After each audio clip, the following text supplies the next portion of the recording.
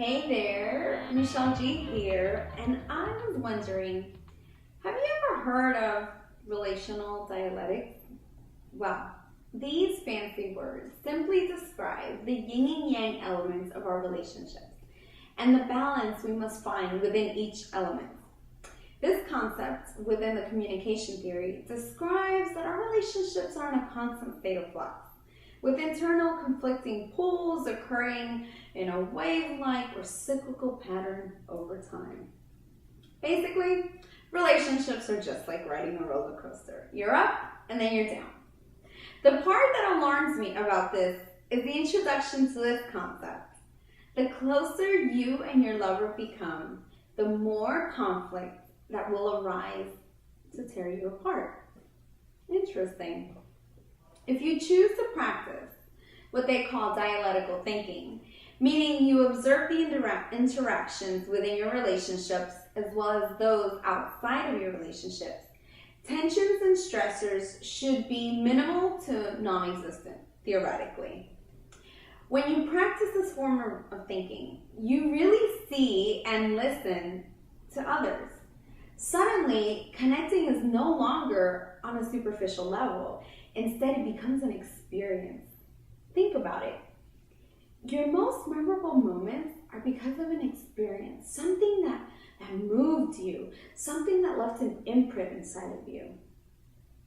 I'm about to explain to you some common dialectics, along with a few words of my wisdom, to move you from relationship survival mode to thriving in a juicy state in your relationships.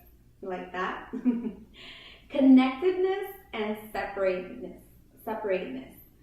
Although it's only natural to desire close and permanent bonds in our relationships, no relationship, and I say no relationship, can endure unless, the involved individual spends some time alone. Too much connection results in the loss of individual identity. So here it goes. Give each other space.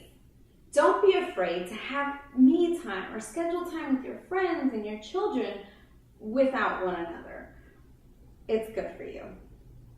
Secondly, certainty and uncertainty.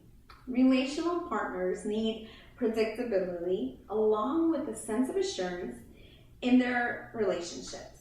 However, without the spice of variety that comes from novelty, mystery, and spontaneity in relationships, there's just too much predictability.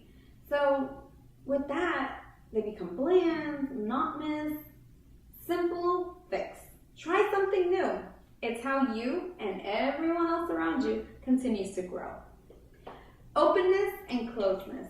In an interpersonal relationship, communication partners feel the pressure to be transparent and reveal extensive personal information, even in intimate relationships. However, this pull counters a natural individual desire for privacy. This dynamic struggle demonstrates that intimacy in relationships is not a straight line path. It's okay that you want to share at times or that you don't want to share at times. Sometimes we just need some time to understand and observe what's going on inside. Last but not least, acceptance and judgment. This is particularly for friendships. We believe that these are based on common acceptance and enjoyment of each other. However, this dialectic emerges in the tension between judging a friend's behaviors and simply accepting them. It happens in our relationships with our partners as well. Here we go. Don't think you can change anyone. Love and appreciate them for who they are. Now, it's your turn.